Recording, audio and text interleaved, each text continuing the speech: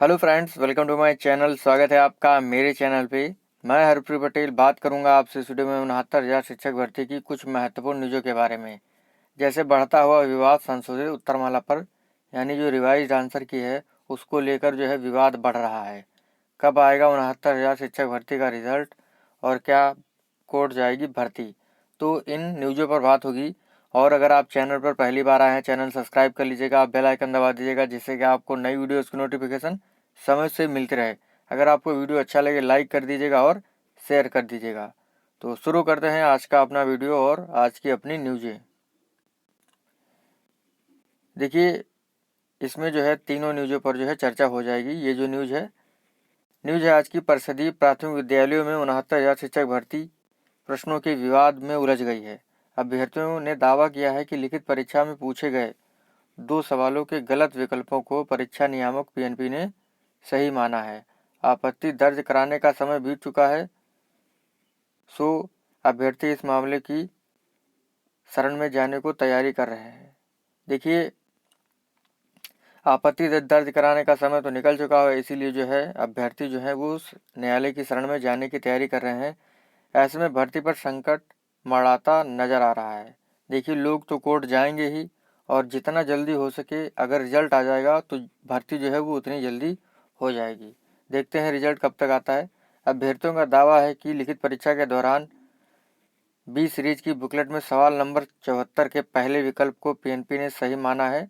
सवाल था, भारत में गरीबी का आकलन किस आधार पर किया जाता है। इसका पहला विकल्प था परिवार का उपभोग व्यय, और पीएनपी ने इसे ही सही माना है। जबकि अभ्यर्थियों का दावा है कि तीसरा विकल्प यानी प्रति व्यक्ति आय सही होगा। अभ्यर्थी का कहना है कि एनसीईआरटी की कक्षा 11 की पुस्तक पेज नंबर 67 के अनुसार तीसरा विकल्प ही सही होगा। इसके अलावा सवाल नंबर 14 को लेकर भी विवाद सामने आया है। सवाल है कि निम्नलिखित में से कौन सा सामाजिक प्रेरक है। इसके 4 विकल्प हैं, आत्मगौरव, प्रेम, भूख और प्यास दिए गए हैं। इनमें से पीएनपी ने पहले विकल्प यानी आत्मगौरव को सही माना है। जबकि अभ्यर्थियों का दावा है कि बीटीसी प्रथम सेमेस्टर की किताब के पेज नंबर 106 पर दी गई जानकारी के अनुसार विकल्प 2 यानी प्रेम को सही माना गया है। अभ्यर्थियों का कहना है कि पीएनपी ने अपनी ही किताब में दिए गए तथ्य को नकार दिया है। अभ्यर्थी चाहते हैं कि पीआरपी कार्यालय उनकी आपत्तियों को ध्यान में रखते हुए उत्तर कुंजी में संशोधन करे, इसी आधार पर जो है रिजल्ट जारी करे। लेकिन सचिव परीक्षा नियामक प्राधिकारी कार्यालय अनिल भूषण चतुर्वेदी जी ने पहले ही स्पष्ट कर चुके हैं कि यह उत्तर कुंजी अंतिम है और अब किसी तरह की आपत्ति स्वीकार नहीं की जाएगी। ऐसे में अभ्यर्थी अब न्यायालय जाने की तैयारी कर रहे हैं। प्रश्नों का विवाद सामने आने के बाद परीक्षा न्याय प्राधिकार कार्यालय को अब नई चुनौतियों का सामना करना पड़ सकता है। सचिव परीक्षा न्याय प्राधिकारी कार्यालय की ओर से शिक्षक भर्ती की अंतिम उत्तर कुंजी जारी किए जाने के बाद अभ्यर्थी अपने अंक जोड़कर बैठे हुए हैं। देखिए, ये न्यूज़ की बात करें तो लोग जो है कोर्ट जरूर जाएंगे। बाकी न्यूज़ की बात करें या ना करें, लोग तो कोर्ट जाएंगे ही। आपको पता ही है, 3 प्रश्न हिंदी के ऐसे हैं जिन पर कोई आपत्ति ही नहीं हुई थी, लेकिन उनको आउट ऑफ सिलेबस बताकर जो है 3 कॉमन अंक दे दिए गए।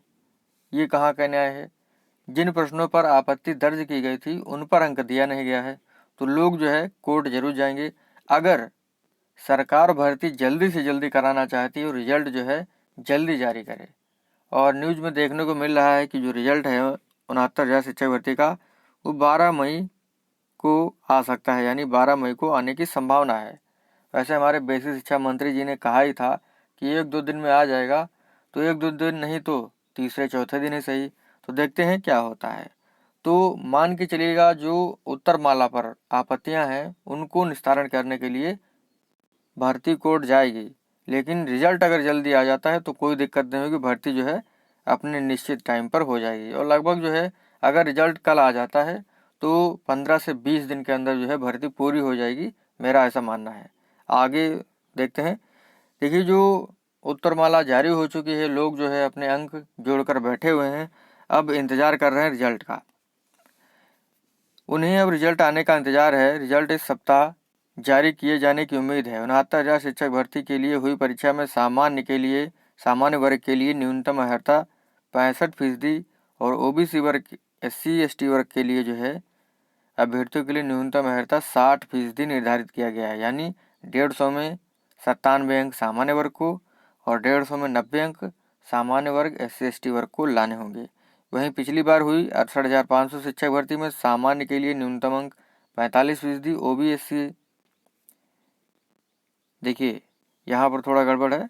पिछली बार हुई 69,000 शिक्षक भर्ती में सामान्य वर्ग और OBC वर्ग के लिए जो है 45% था और SC वर्ग के लिए SC/ST वर्ग के लिए जो था वो 40% था। इसमें जिन अभ्यर्थियों को न्यूनतम अर्हता या उससे अधिक अंक मिले हैं सबका चयन हो गया था। वो तो हो गया था क्योंकि जो है उसमें पास होने वाले की संख्या जो थी वो कम थी। चयनित अभ्यर्थियों की संख्या 42,000 के आसपास थी, बाकी सीटें खाली रह गई थी। ऐसे में 69,000 शिक्षक भर्ती की अंतिम उत्तरकुंजी जारी होने के बाद जिन अभ्यर्थियों ने अपने अंक जोड़ लिए हैं और उनके कुल अंक न्यूनतम अर्हता से अधिक हैं, वे अपना चयन पक्का मान रहे हैं। उन्हें रिजल्ट का बेसब्री से इंतजार है। देखिए जो 68,500 हुई थी उसमें जो है कट ऑफ कम गई थी क्योंकि 42,000 लोग ही पास हुए थे।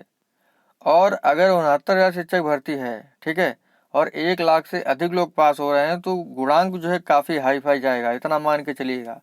जो लोग सोचते हैं कि इतने पे हो जाएगा इतने पे हो जाएगा, तो उनको थोड़ा सा सोचने की बात है। अगर 1 लाख से अधिक लोग पास हो रहे हैं तो जो है कम से कम 70% जो है गुणांक आपका होना चाहिए जनरल में, और BC में जो है आपका कम से कम 62 से ऊपर तो होना ही चाहिए, अन्यथा जो है आपको प्रॉब्लम हो सकती है। जब अभ्यर्थी ज़्यादा पास होंगे तो कट ऑफ तो ज़्यादा जाएगा ही, ये मान के चलिएगा। ये मत सोचिएगा कि 68,500 में तो कट ऑफ कम गया था, क्योंकि उसमें जो अभ्यर्थी थे वो कम पास हुए थे। 68,500 सीटें थीं और जिसमें जो है 41,000 समथिंग जो है पास हुए थे, ठीक है। तो सोचने वाली बात है, उसमें तो गुणांक काफ़ी कम गया था, लेकिन जो 69,000 होगी इसमें गुणांक जो है काफ़ी ज़्यादा जाएगा और लगभग 60 के आसपास अगर SC/ST वर्ग के हैं, अगर उनका इतना होगा तो उनका तो हो जाएगा, उनके तो केवल पास होने की संभावना है।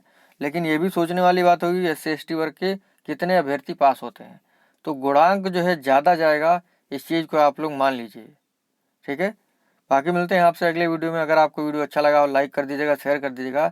रिजल्ट जो है आपका 12 मई को आने की संभावना है और भर्ती जो है उत्तरमाला के निस्तारण हेतु जो है कोर्ट जरूर जाएगी। और भर्ती अगर सरकार जल्दी से जल्दी कराना चाहती है तो रिजल्ट जो है जल्दी जारी कर दे, भर्ती अपने नियत समय पर हो जाएगी, यानी 20-22 दिन के अंदर हो जाएगी। कहने के लिए तो मुख्यमंत्री जी ने कहा था कि 7 दिन के अंदर हो जाए, लेकिन वो इतनी संभावना नहीं है, वो तो सभी जानते हैं, लेकिन क्या कर सकते हैं। तो ये चीज़ें हैं। मिलते हैं आपसे अगले वीडियो में। धन्यवाद दोस्तों।